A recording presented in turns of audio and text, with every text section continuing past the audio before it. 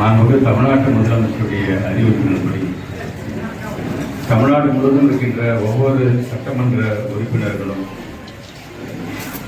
அந்த பகுதியை சார்ந்திருக்கின்ற மக்களை நேரடியாக சென்று சந்தித்து அவர்கள் தருகின்ற மனுக்களை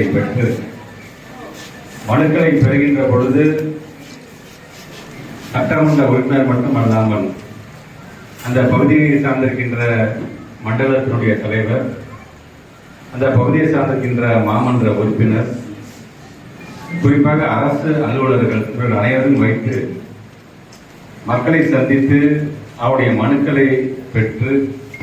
அந்த உரிய அதிகாரம் அதை வழங்கி உடனடியாக அதற்கெல்லாம் தீர்வு காண்கின்ற வகையில் உங்களை ஈடுபடுத்திக் கொள்ள வேண்டும் என்கின்ற அந்த வேண்டுகோளை அடுத்து இன்றைக்கு நேரடியாக 46வது வார்டில் கிட்டத்தட்ட பார்த்தீங்கன்னா ஒரு 9,23,99,000 ரூபாய் மதிப்பீட்டில் சாலை அமைப்பது, குடிநீர் வசதி, மழைநீர் வடிகால் அமைத்தல், சீரமைத்தல், ஊரக சுகாதார நிலையம் கட்டுதல், நாய்கள் கருத்தடை மையம் கட்டுதல், கட்டிடம் பூங்கா சீரமைப்பு பணி, நியாய விலை கடை கட்டுதல், பூங்கா அமைத்தல்,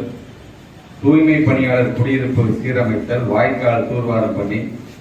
அங்கன்வாடி மையம் அமைத்தல், மின் விளக்குகள் அமைத்தல், பழுது மற்றும் பராமரிப்பு பணி, சமுதாய கூடம் என்று கிட்டத்தட்ட இந்த 3 ஆண்டுகளில் 9,23,00,000 ரூபாய் மதிப்பீட்டில் இந்த பகுதிக்கு மட்டும் நாம் செய்திருக்கின்றோம். இதனைத் தொடர்ந்து எல்லாத்தையும் நிறைவேற்றி விட்டோமா என்று சொன்னால் இன்னும் மக்களுக்கான தேவை இருந்து கொண்டுதான் இருக்கின்றது. அதை நேரடியாக சந்தித்து உங்களிடம் மனுக்களாக பெற்று இந்த மனுக்களை இன்றைக்கு நாங்கள் பெற்ற பிறகு இங்கே வருகை தந்திருக்கின்ற அதிகாரிகள் அந்த மனுக்களை அவங்களே பிரிச்சுக்குவாங்க. எந்தெந்த டிபார்ட்மெண்ட் எங்களோடது, எந்த மனு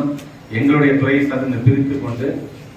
உடனடியாக அதை என்னிடம் ஒரு குறிப்பிட்ட காலகட்டத்தில் என்னிடம் இந்த விஷயங்களை இப்படி செய்ய போறோம், இப்படி செஞ்சிருக்கிறோம், இப்படி செய்வதற்கான அந்த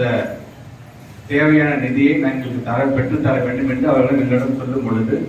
உடனடியாக அதை செய்து தருகின்ற பணியில் நாங்களும் எங்களை முழுமையாக ஈடுபடுத்திக் கொள்வது அது ஏதுவாக அமையும் என்கின்ற வகையில் தான் இன்றைக்கு திருவெரும்பூர் தொகுதியில் என்றைக்குமே பொன்மலை என்பது எங்களுடைய கரத்தை வலுப்படுத்துகின்ற விதமாக தொடர்ந்து ஆதரவை வழங்கக்கூடிய இந்த பகுதியிலிருந்து இதை தொடங்க வேண்டும் என்ற வகையில தான் இன்றைக்கு இதை நாங்கள் தொடங்கியிருக்கின்றோம்.